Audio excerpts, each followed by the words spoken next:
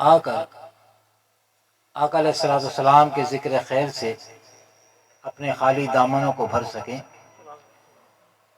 اور اس محفل کو، میلاد مصطفیٰ کی محفل کو انہوں نے نسبت دے دی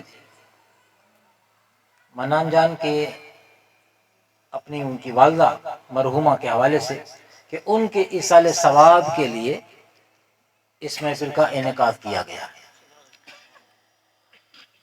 خوش نصیب ہیں وہ والدین، خوش نصیب ہیں وہ والدین جن کے پیچھے ان کی اولاد انہیں اللہ اور اس کے رسول کے ذکر کے ذریعے یاد کرنے والی۔ یقیناً اس وقت ان کی والدہ مرحومہ کی روح نہایت مسرور ہوگی ذکر اللہ اور ذکر رسول صلی اللہ علیہ وسلم سے، اور جب ماں کی روح مسرور ہو جائے، ماں کا دل خوش ہو جائے تو ماں منہ سے بولے نہ بولے اولاد کا بیڑا پار ہو جاتا ہے۔ اور وہ ماں جو اب رب کی رحمتوں میں گم ہے، رب کی رحمتوں کے قریب ہے، وہاں رہتے ہوئے اس کی روح خوش ہو اپنی اولاد سے، تو پھر اس اولاد کی دین دنیا آخرت تمام کی تمام اس کے لیے بھلائیاں ہی بھلائیاں ہیں۔ تو اللہ تبارک و تعالی ہم سب کو اپنے والدین کی عزت کرنے، ان کا احترام کرنے، ان کی قدر کرنے کی توفیق عطا فرمائے۔ جن کے والدین حیات ہیں وہ اس نعمت کو غنیمت جانیں،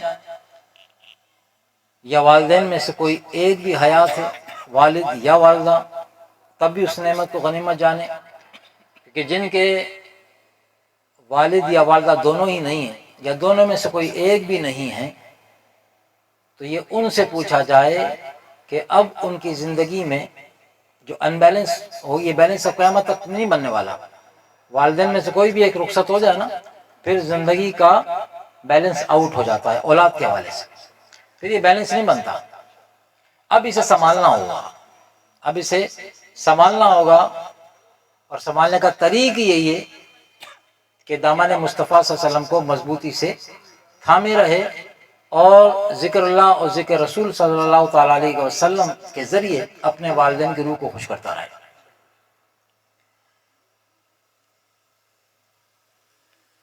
والدین اولاد کے لیے ایک سایہ دار شجر کی طرح ہوتے ہیں۔ ماں کا اپنا درجہ ہے اور باپ کا اپنا درجہ ہے۔ آقا علیہ الصلوۃ والسلام سے ایک صحابی رسول صلی اللہ تعالی وسلم نے آ کر عرض کی کہ سرکار، مجھ پر میرے والدین میں سے کس کا حق زیادہ ہے؟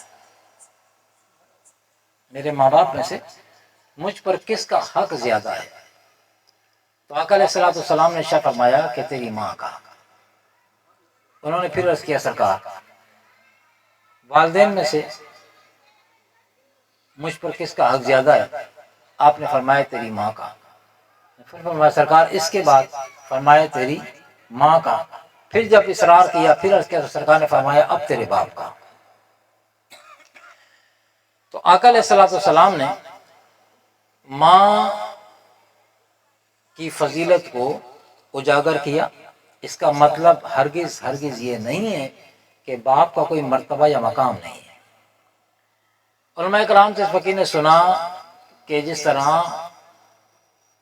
ماں کے لیے کہا جاتا ہے کہ اولاد کی جنت ماں کے قدموں تلے ہوتی ہے، اولاد کی جنت ماں کے قدموں تلے سے کیا مراد ہے؟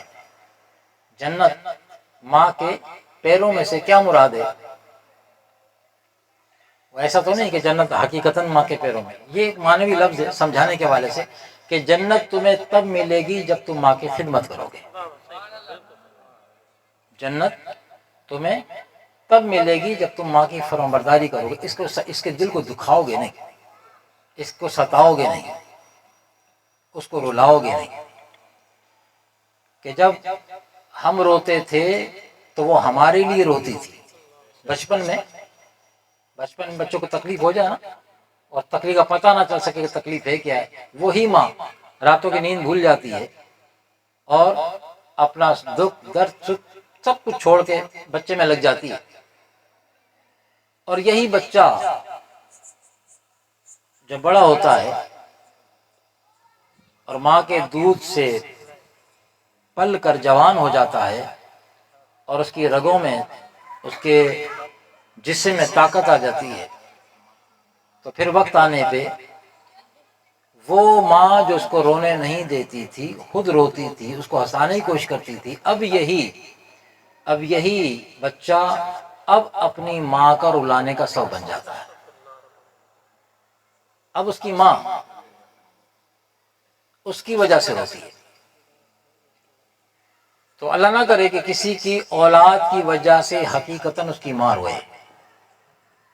ماں کو جس نے ستایا یا رلایا یا والدین کو، دونوں میں سے کسی کو، تو وہ یہ جان لے کے پھر وہ 5 وقت کا نہیں بلے 6 وقت کا نمازی ہو، وہ بھلے قرآن کا حافظ ہو، وہ حاجی صاحب ہو، وہ حضرت صاحب، کوئی بھی ہو، لیکن اگر اس کے والدین اس سے راضی نہیں ہیں تو باہر دنیا بھر میں تو اس کی عزت ہے سو ہے، وہ عزت کا ایک لیبل لگا ہوا ہے، لوگ تو اس کو جانتے ہیں. گھر کے اندر اگر اس کے پیرنٹس، اس کے والدین اگر اس سے ناراض ہیں شرعی معاملات کے حوالے سے، دینی حوالے سے اگر اس سے ناراض ہیں، وہ ان کی خدمت کا حق تو نہیں کر سکتا، لیکن خدمت کرتا ہی نہیں ہو، الٹے تانے دینا، الٹے ان کو تانے دے کے ان کو دکھ پہنچانا، تو پھر وہ جان لے کہ باہر کی واہ واہ سے، باہر کے لوگوں کی عزت کرنے سے اس کی آخرت نہیں سنورنے والی. باہر لوگ بھلے ہاتھ چومتے ہوں، باہر تو لوگ ہاتھ چومتے ہوں، اور گھر میں ماں ناراض ہو، گھر میں ماں کو یا باپ کو دکھ دیتا ہو، ان پہ خرچ کرنے سے اس کا دل دکھتا ہو، اپنے بچوں پہ ہاتھ کھول کے خرچ کرے، اور ماں باپ کی جیسی دوائی دارو کی بات آ جائے، ان کو کھلانے پلانے کی بات آ جائے تو کہتے ہیں مہنگائی بہت ہو گئی ہے. تو ان باتوں سے، ان جملوں سے ماں باپ کو دل خوش تو نہیں ہوگا نا، دکھے گا. تو ماں باپ کے دل کو اگر وہ دکھائے گا تو باہر کتنی ہی عزت اس کی ہو، جیسا فقیر نے کہا کہ باہر اس کے لوگ ہاتھ چومتے ہوں، باہر اس کو اپنے سروں میں بٹھاتے ہوں، لیکن گھر کے اندر اگر اس کے والدین، والد یا والدہ دونوں میں سے کوئی اس سے دکھی ہیں تو یہ باہر لوگوں کا ہاتھ چومنا اس کے کام نہیں آئے گا. یہ نوٹ کر لیں. اس لیے آقا علیہ السلام نے گائے بگاہے والدین کے حوالے سے بڑی ترغیب دلائی. تو فقیر عرض کر رہا تھا کہ والدین، ماں کے قدموں کے نیچے جنت، ماں کی فضیلت بتائی گئی، 3 درجہ اس کو اوپر رکھ کے بتایا گیا. تو اس کا ہرگز کوئی مطلب یہ نہ لے کہ باپ کیا کوئی مقام نہیں ہے.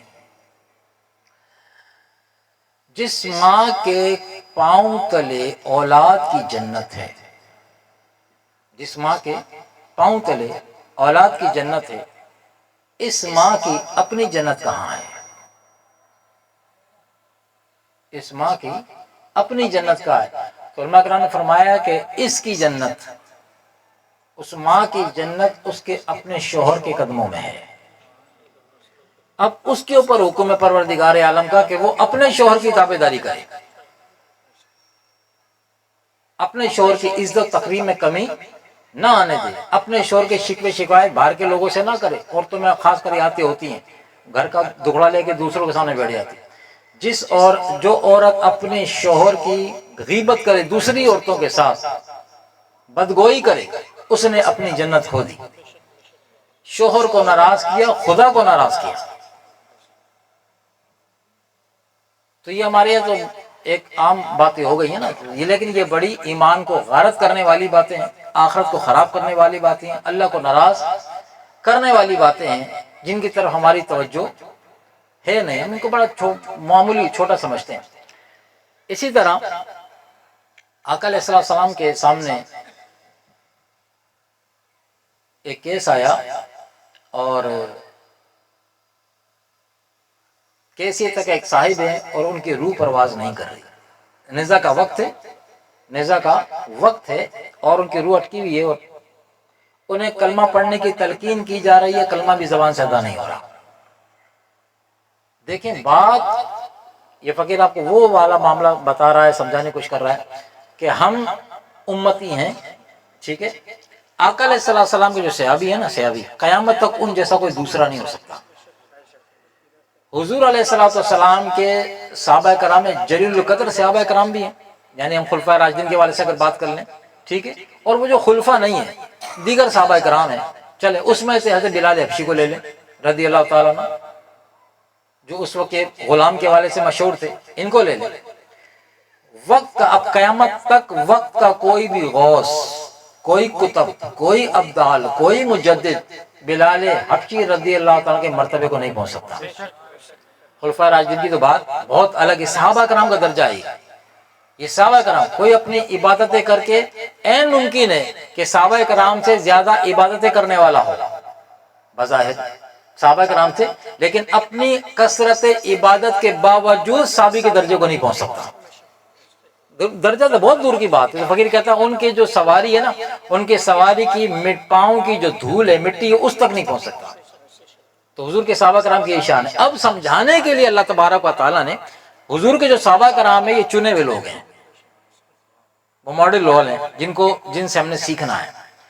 تو ایسے ہی ایک صاحب کا وقت آخر آیا، وہ کون تھے؟ صحابی۔ وقت جب آخر آیا تو انہیں جب کلمہ پڑھ کے تلقین کی جا رہی تھی تو ان کی زبان سے کلمہ ادا نہیں ہو رہا تھا، بات حضور علیہ السلام تک پہنچ گئی۔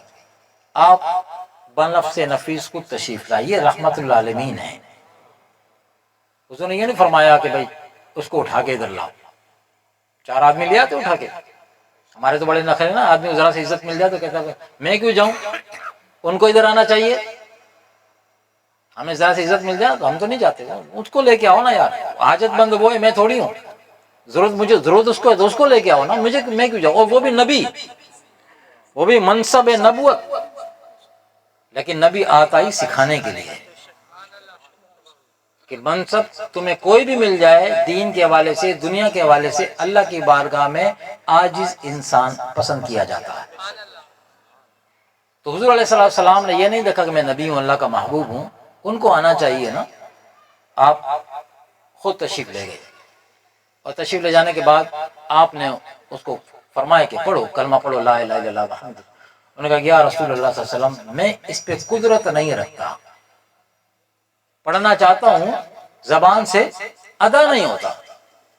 تو حضور علیہ السلام نے صحابہ کرام سے فرمایا کہ اس کی ماں ہے، دیکھو دور اندیشی، دیکھو حضور علیہ السلام کی، کوئی اور بات نہیں کی، صرف ماں، کہ اس کی ماں ہے کیا سرکار ہے، کیا وہ اس سے راضی ہے؟ نہیں سرکار، کہ آپس میں کسی بات پہ نوک جھوک رہی ہے جس کی وجہ سے ماں ناراض ہے، بلاؤ اس کی ماں کو، بلا کے لاؤ۔ ماں کو بلایا اور آقا علیہ السلام فرمایا کہ دیکھ تیرے بیٹے کا وقت آخر ہے، جو معاملہ بھی ہے تو اس سے راضی ہو جا۔ تو وہ اتنی دکھی ہوئی تھی، وہ اتنی دکھی ہوئی تھی کہ اس نے کہا کہ یا رسول اللہ صلی اللہ علیہ وسلم میں اس سے راضی نہیں ہوگی، میں اس سے راضی نہیں، اس نے مجھے بڑے دکھ پہنچائے ہیں، اپنی بیوی کے ساتھ مل کر اس نے مجھے بہت ستایا ہے۔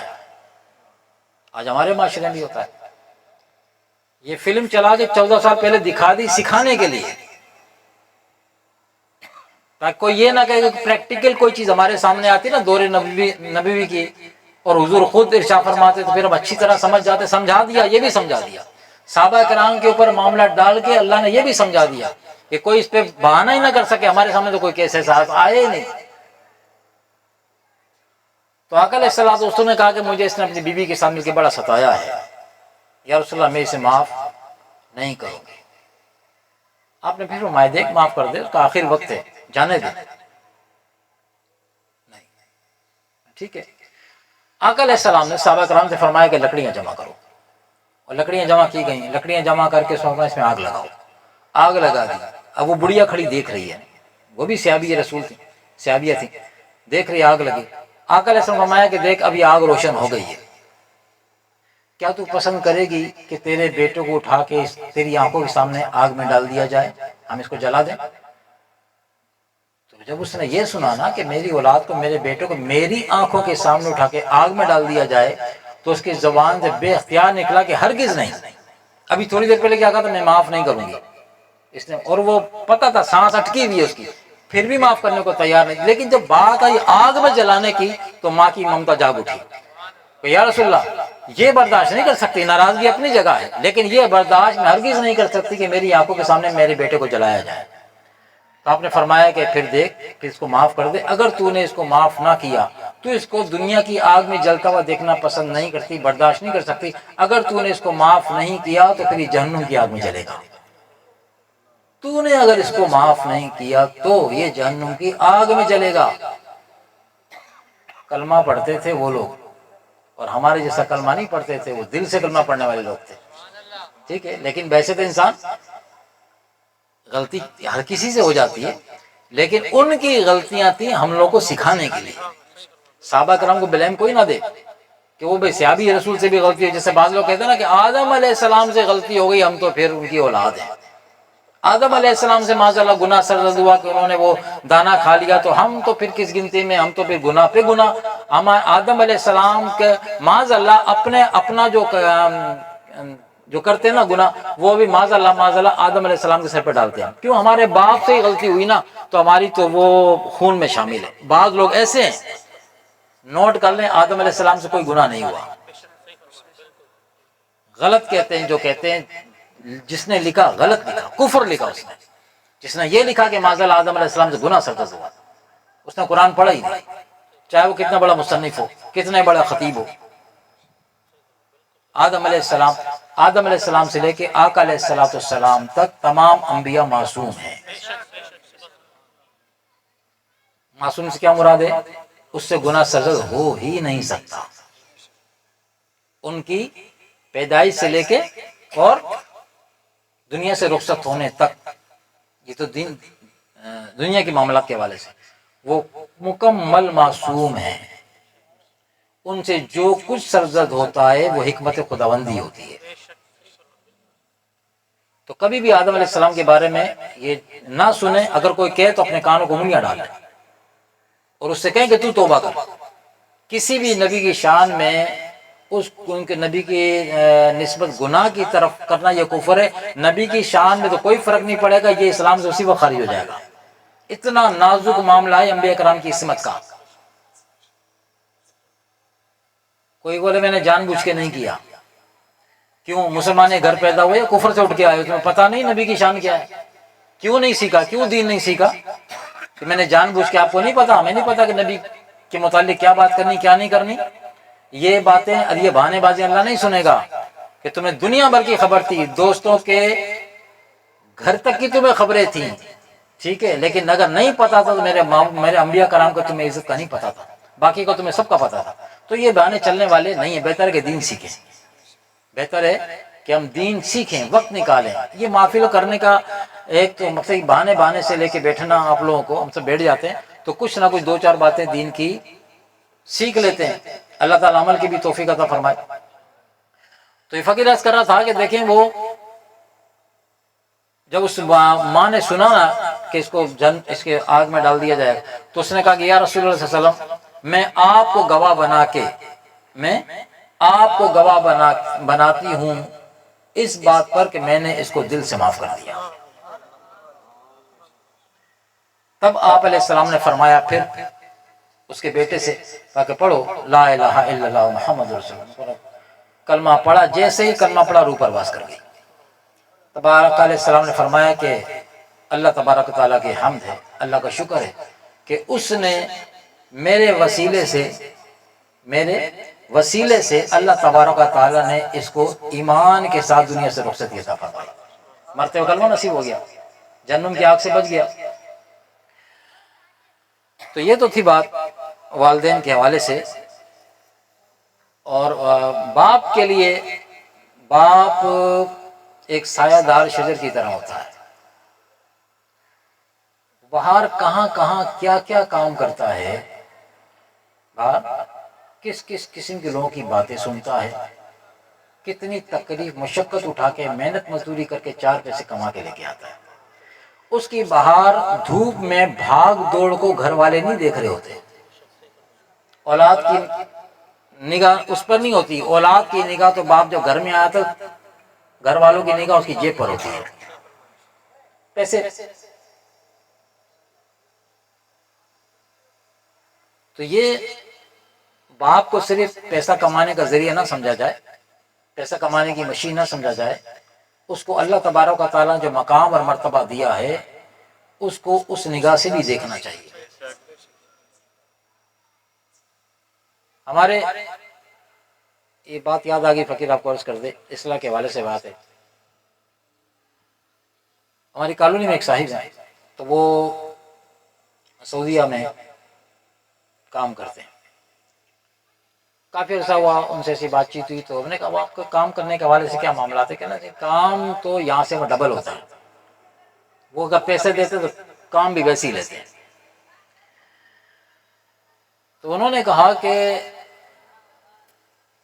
جو لوگ باہر جا کے کام کرتے ہیں ان کے پیچھے لوگ، ان کی برادری والے، ان کے گھر والے، ان کے اہل محلہ، وہ ایسے سمجھتے ہیں جیسے پیسے ان کے اوپر ایسی آسمان سے برس رہے ہیں وہاں سے۔ بولے ہمارے گھر میں، ہمارے گھر کی عورتیں اگر وہ سادہ لباس پہنتی ہیں تو گھر کی محلے والی خواتین آ جائے نا تو کہتی کیا ہوا تمہارا وہ جو بندہ باہر گیا پیسے نہیں بھیج رہا؟ بولا بھائی بھیج رہا ہے، پھر کیا ہوا؟ بولے تم نے یہ سوٹ بڑا ہلکا پہنا ہوا ہے۔ سوچوں کا انداز دیکھیں کہ بندہ اگر باہر گیا ہوا ہے تو کیا گھر میں مہنگا ترین کپڑا پہن کے بیٹھے، وہ جو شادی بیاہ میں جائے وہ پہن کے بیٹھے گھر میں، ہر وہ سج دج کے بیٹھے گھر میں، کیوں کہ بندہ باہر کام کر رہا ہے۔ اس نے ہمیں بتایا، بولا صحیح جینا محال ہے، نہ یہاں رہنے زندہ رہنے دیتے ہیں، نہ بندہ باہر جا کر پھر گھر والوں کی کم بختی کہ اگر وہ گھر کے کپڑے پہن لیں تو گھر میں گھر جیسے کپڑے پہنے جائیں گے، کہیں آدمی تقریب میں جائے گا تو پھر پہن لے گا، نہیں۔ بولا کیا وہ پیسے نہیں بھیج رہا؟ سادہ کھانا کھاتے دیکھ لیا، او تو دال روٹی کھا رہے ہو، سبزی کھا رہے ہو، گوشت نہیں کھا رہے، پیسے نہیں بھیج رہا کیا؟ یا بھیجتا پورے نہیں بھیجتا، کم بھیجتا، طرح طرح کی باتیں۔ تو اس نے کہا کہ صحیح ہمیں پتہ ہے کہ وہاں ہم پیسہ کیسے کماتے ہیں، وہ ہمارا خون نچوڑ لیتے ہیں، تب جا کے ریال ملتا ہے، تب جا کے دینار ملتا ہے۔ تو اس نے کہا کہ ہمارے، بولا میں آپ کو ایک بندے کی بات سناؤں۔ اس نے کہا کہ ہمارے پاس ایک صاحب، تقریباً ان کی عمر کوئی 45-50 سال، انہوں نے کہا کہ اس نے 40 سال باہر گزار دیے ہیں کام کرتے ہوئے، 40 سال۔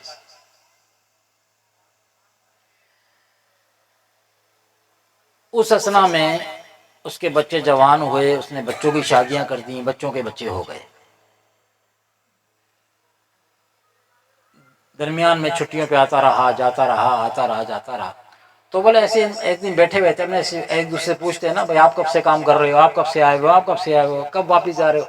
تو اس کو ہم نے دیکھا وہ ضعیف ہو چکا تھا۔ ہم نے کہا کہ آپ کی اتنی عمر ہو گئی، اب آپ تو ماشاءاللہ گھر پہ وہاں پراپرٹی بن چکی ہے، گھر باری بن چکا ہے، بچوں کی شادیاں بھی ہو گئی ہیں، تو اب آپ جائیں آرام کریں پھر جا کے۔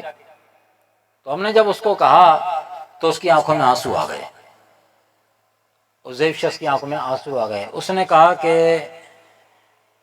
پچھلے سال میں بھی یہی سوچ کے گھر گیا تھا کہ اب میں واپس نہیں آؤں گا، اتنا کما لیا ہے، اب بچوں میں رہوں اپنے، اتنی میں نے جدائی برداشت کی ہے، بچوں کی، بچے بڑے ہو گئے، بچوں کے ہی بچے ہو گئے، بیوی میری وہ بھی بوڑھی ہو گئی، اچھی زندگی گزارنے کے والے سے چلو اچھا پیسہ آ جائے، ہو گیا ٹھیک ہے، اب باقی زندگی میں جا کے گھر پہ گزاروں۔ تو سوچ کے میں یہاں سے یہی گیا۔ بولا وہاں جب میں گیا تو خوش ہوئے اہل خانہ وغیرہ، 1 مہینہ جب گزرا تو میری بیوی نے مجھ سے کہا کہ آپ نے واپس کب جانا ہے؟ میں نے ان کو بتایا نہیں تھا کہ میں واپس آ گیا ہوں۔ بولے واپس کب جائیں گے؟ میں نے کہا اس کو اتنا عرصہ میں کام کرتا رہا ہوں اور ابھی 1 مہینہ ہوا ہے تو اس نے آگے بڑھ کے پوچھ لیا کہ واپس کب جائیں گے؟ تو وائف کو میں نے کہا کہ میں اب واپس جانے کے لیے نہیں آیا، اب میں آپ لوگ کے ساتھ رہوں گا، اب باقی تھوڑی زندگی یہ ساتھ گزاریں گے۔ تو اس نے کہا نہیں ایسے کیسے ہوگا، وہ اتنے پلاٹ لیے ہوئے ہیں، ان کی قسطیں ادا کرنی ہیں، وہ کمیٹیاں ڈالی ہوئی ہیں، وہ کمیٹیاں بھرنی ہیں، وہ آپ کے سر پہ تو چل رہا ہے سارا کچھ۔ بھائی میں کہا اتنی کیا ضرورت ہے؟ میں نے ان سے گھر والوں سے کہا کہ رہنے کے لیے گھر موجود ہے، بچوں کے اپنے گھر موجود ہیں، ہر ایک کا اپنا اپنا سسٹم چل رہا ہے، پھر یہ ایکسٹرا اتنے پلاٹ لینے کی، اتنے مکانات بنانے کی، اتنی سب کچھ کرنے کی ضرورت کیا؟ کیوں پھنسا رہے ہو اپنے آپ کو؟ انہوں نے کہا اب تو لے چکے ہیں نا، اب تو پیمنٹ کرنی ہے، اب آپ نہیں جاؤ گے تو یہ پھنس جائیں گے، ہم کہاں سے پیسے دیں گے؟ تو بولا اتنا جو میں نے پیسہ وہ بھیجا وہ کہاں گیا؟ کہ وہ یہی پلاٹ لے لی ہے نا، مگر فلاں جگہ مکان لے لیا، پلاٹ لے لیا، یہ لے لیا، وہ لے لیا، پیسہ تو سب جگہ لگ گیا۔ کچھ دن بعد بولا مجھے میرے بیٹے نے کہا کہ ابو چلیں بازار چلتے ہیں نا، میں آپ کو کچھ خریداری کرا دوں۔ میں خوش ہوا کہ میرے بیٹے کو آج اس بات کا خیال آیا کہ چلو ابو کو جا کے خریداری کرواؤں۔ بولا مجھے لے کے چلا، ہم گئے، اس نے مجھے 2-3 سوٹ لے کے دیے اور گھر پہ آ کے کہا کہ ابو جان یہ میں نے آپ کو اس لیے دلائے کہ اب جب آپ جائیں گے نا تاکہ آپ کے پاس 2-3 سوٹ ہونے چاہیے۔ اس بہانے سے بیٹے نے، ماں نے کان میں بات ڈال دی ہوگی بیٹے، اس نے بولا ابو آپ جائیں گے نا تو پھر میں چاہا کہ اب 2-3 سوٹ آپ کے ساتھ میں بنا دوں، آپ کے ساتھ چلے جائیں گے اور پہننے آپ کے کام آ جائیں گے۔ تو بولا جب بیٹے کی زبانی میں نے یہ سنا کہ وہ بھی یہی چاہتا ہے کہ مہمان آ رہا ہوں اور میں پھر واپس آ جاؤں، تو پھر میں نے فیصلہ کر لیا۔ پہلے یہاں سے گیا تھا کہ اب وہاں سے واپس نہیں آؤں گا، لیکن اس دن پھر میں نے فیصلہ کیا کہ اب دوبارہ جب سعودیہ جاؤں گا تو مرتے دم تک نہیں آؤں گا، کیونکہ میرے گھر والوں کو میری نہیں پیسے کی ضرورت ہے، انہوں نے مجھے پیسے کی مشین سمجھا ہوا ہے، انہیں ان کی ضروریات پوری ہونا ان کے پیش نظر یہ زیادہ اہم ہے بجائے اس کے کہ میرے ساتھ رہیں، میری خوشی میں خوش رہیں، مجھے خوش رکھیں، میں ان کے ساتھ رہوں، وہ میرے ساتھ رہیں، اس کی۔ تو بولا اب ان کی نظر میں قدر میری نہیں، اولاد کی نظر میں قدر باپ کی نہیں، بیوی کی نظر میں قدر شوہر کی نہیں، اب ان کی نظر میں اگر قدر ہے تو ریال کی ہے، پیسے کی۔ تو اس لیے میں واپس آ گیا اور اب یہ سوچ کر آیا ہوں کہ اب انہیں پیسے کی ضرورت ہے، بس میں یہاں سے پیسے بھیج رہا ہوں، اب ان کو پیسے ہی بھیج رہا ہوں، اب میرا وہاں کچھ نہیں ہے۔ یہ کس درد سے اس نے بات کی ہوگی نا کہ اب میرا وہاں کوئی بھی نہیں ہے، اور کتنا دکھ ہوا ہوگا اس بندے کو کہ جن کی خاطر میں گھر سے اتنا عرصہ دور رہا، اس امید پہ کہ ایک وقت آئے گا میں واپس جاؤں گا، اپنے بچوں کے ساتھ رہوں گا ان کی آسائش کے لیے۔ تو یہ وہ باپ ہے جسے ہم کوئی مقام دینے کو تیار نہیں ہے۔ ماں کا درجہ تو ماں کے پاؤں کے لیے جنت ہے، تو باپ کا کہاں گیا؟ 40 سال اس نے لگا دی، پتہ نہیں کتنے ایسے کیسز ہیں، اتنے پتہ نہیں کتنے کیسز ہیں، بے حسی ہے۔ یہ جو دنیا ہے نا یہ انسان کی محبت کو مار دیتی ہے، دنیا انسان کے آپس کے تعلق کو، محبت کو، رسپیکٹ کو یہ مار دیتی ہے، اور صرف مادیت بیچ میں آ جاتی ہے کہ ضرورتیں پوری ہونی چاہیے، بندہ رہے نہ رہے ضرورت پوری ہونی چاہیے۔ جیسے ہم کرتے ہیں والدین گھر میں اگر بوڑھے ہو جائیں تو پھر وہ جب تک والدین کی طرف سے ضرورت پوری ہو رہی تھی، ٹھیک ہے، تب تک اولاد بھی خوش تھی، لیکن جیسے ہی باپ کمانے کے لائق نہیں رہا، وہ گھر میں آ کے بیٹھ گیا، اب اس کی پینشن بھی نہیں ہے، کچھ بھی نہیں ہے، اب وہ بیٹے اور اولاد کے رحم و کرم پہ آ گیا، تو اب کیا ہونا ہے؟ اب یہی اولاد ہے جو باپ کو کل بڑا پچکارتی تھی کیونکہ وہ خرچہ اٹھا رہا تھا، اب جب باپ ان کے کندھوں پر آیا بوڑھا ہونے کی وجہ سے، کمزور ہونے کی وجہ سے، تو جس اولاد کے خون میں اس کی باپ کے خون کی طاقت ہے، اسی اولاد کے اوپر اب وہ باپ وزنی و بھاری پڑ گیا، اب وہ 2 روٹی اور 2 پیراسیٹامول کی گولی بھاری پڑ گئی، جب دیکھو طبیعت صحیح نہیں ہے، جب دیکھو طبیعت صحیح نہیں ہے، ہم اپنے بچوں کا پورا کریں کہ تمہارا پورا کریں؟ تو وہ باپ بھاری پڑ جاتا ہے، اور اسی اس میں ماں باپ کو جھڑک رہے ہوتے ہیں، انہیں تانے مار رہے ہوتے ہیں، انہیں تانے دے رہے ہوتے ہیں، اور اللہ نے 1450 سال پہلے قرآن مجید نے فرما دیا کہ انہیں اف نہیں کہنا۔ اف، تانے مارنا بہت دور کی بات ہے، الف دو لفظ ہیں صرف، ہاں الف اور فا، اف نہیں کہنا، اف جیسے کہتے ہیں اف، یہ تو معمولی، ہمارے تو معمولی ہے، جسے ہم نے معمولی کہا قرآن نے اس کو ویلیو دیے، اپنے والدین کے لیے کوئی بھی اولاد چاہے بیٹی ہے یا بیٹا ہے وہ اف نہیں کہے گا، کہے گا گرفت میں آ جائے گا اللہ تعالیٰ کی۔ تانے مارنا دور کی بات ہے، دھکے مارنا دور کی بات ہے، لوگ ابھی دھکے مار گھروں سے نکال رہے ہیں پراپرٹی کے لیے، جائیداد کے لیے۔ تو یہ جو مادیت کا دور چل رہا ہے اور اب پیسے کو ہم نے سب کچھ سمجھ لیا ہے، تو خدا کے واسطے یہ آنی جانی شے ہے۔ بندہ صبح کچھ ہے شام کچھ ہے، شام کچھ ہے صبح کچھ ہے۔ رشتوں کو پیسوں کی بنیاد پہ مستحکم نہ کریں۔ اگر دولت کی بنیاد پہ رشتوں کو مستحکم کرنے جائیں گے تو اور کمزور ہو جائیں گے، رشتے مضبوط اور کمزور ہو جائیں گے، دراریں پڑ جائیں گی بیچ میں۔ کیوں کہ پیسے کی بنیاد پر اگر کریں گے تو جیسی پیسہ نہیں رہے گا ویسی محبت ختم، ویسی محبت ختم ہو جائے گی، چاہے وہ کسی کی میاں بیوی کی محبت ہو، اولاد ماں باپ کی محبت ہو، رشتہ داروں کی آپس میں۔ اگر پیسے کی بنیاد پہ آپس میں رشتہ داری ہے، پیسہ ہے تو محبت ہے، پیسہ نہیں تو کوئی محبت نہیں۔ تو اس کو بنیاد نہ بنایا جائے۔